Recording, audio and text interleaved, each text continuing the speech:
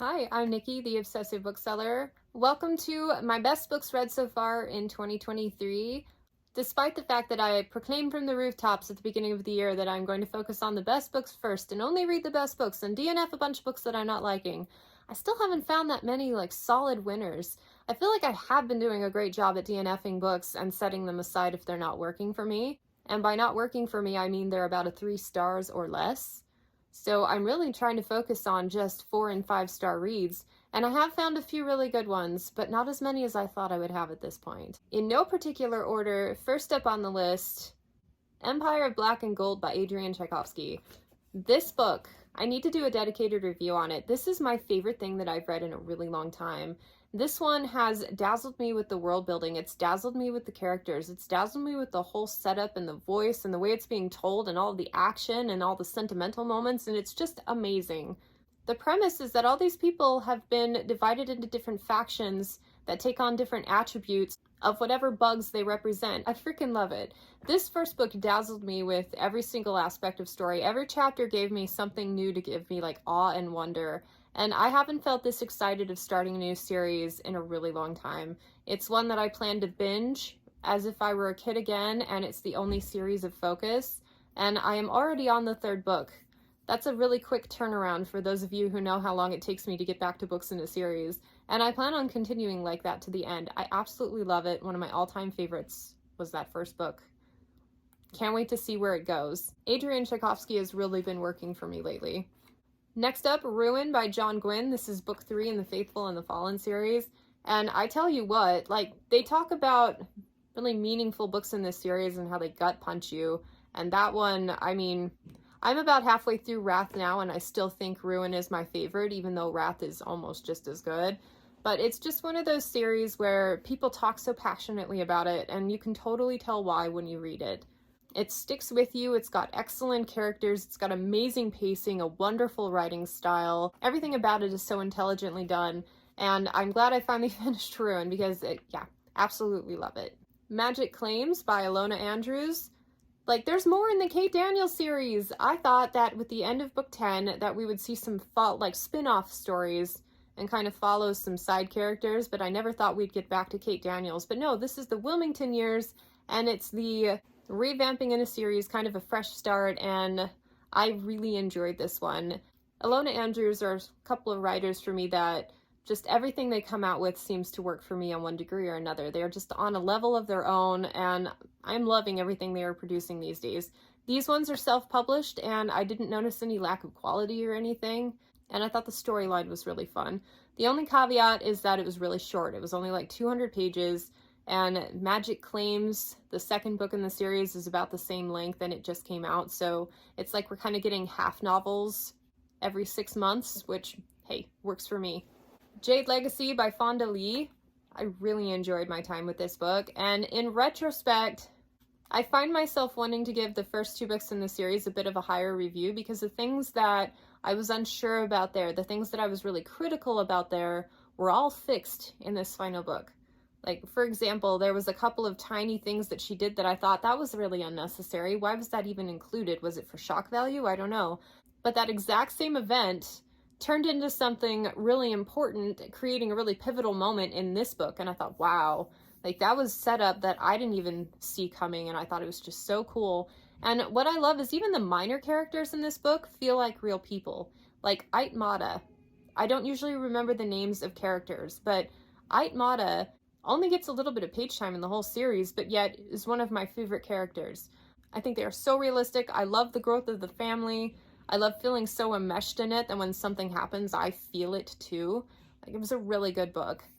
It's a really long book too. You spend a lot of time, and I think the pacing on this one is really effective because it knows when to slow down and really enmesh you with what's going on with this family.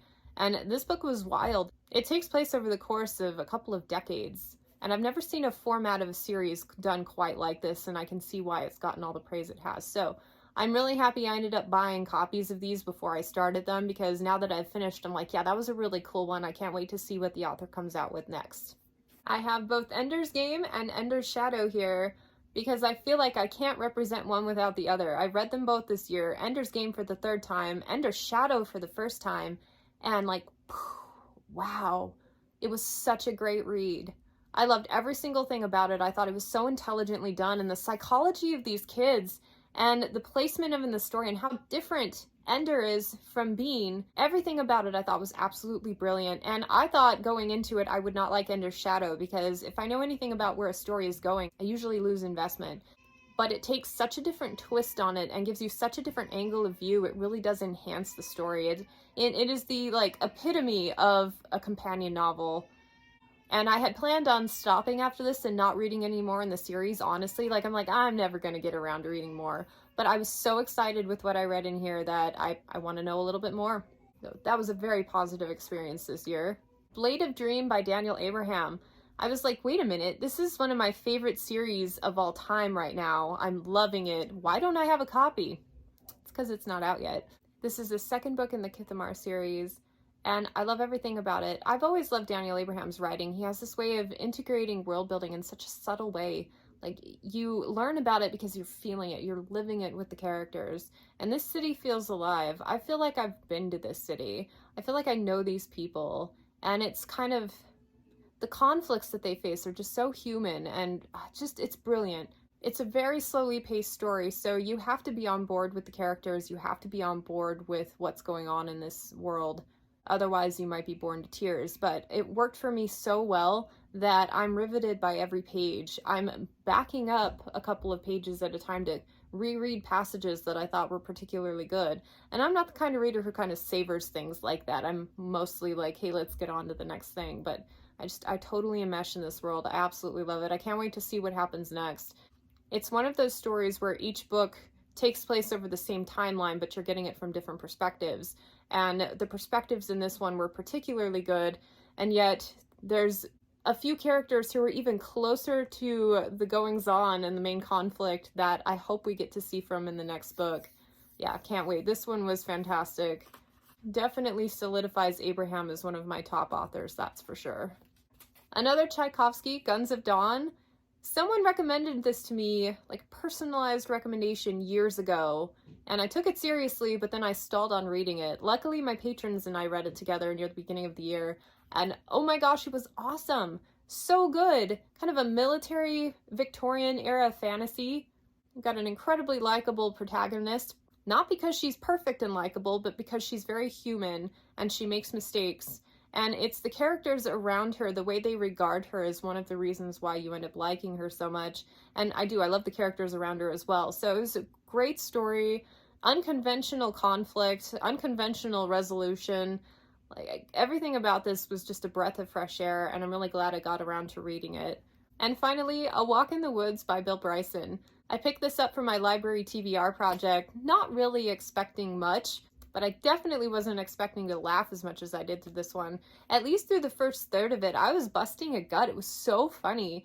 And then he keeps that humor throughout the whole thing, but kind of intersperses it with these really interesting introspective passages, and kind of really brings you along with him on the Appalachian Trail and immerses you into his experience. Anything to do with the guy that he brings along with him is just a hoot. So funny. He strikes the balance well between an entertaining story and offering some depth along with it. I finished the book feeling like, wow, I'm really glad I read that one. It was so much fun, to the point where I'm hunting for a copy for my collection. I want to add it to my nonfiction section. I enjoyed it that much. So funny. And if I ever had any inkling of eventually hiking the Appalachian Trail because it sounded like fun, like, I've been cured of that notion. Like, I'm good. Those are my top books of the year. I want to know what books have been your favorites this year. Anything from my list? Anyway, thanks for joining me, and I hope to catch you on the next one. Bye.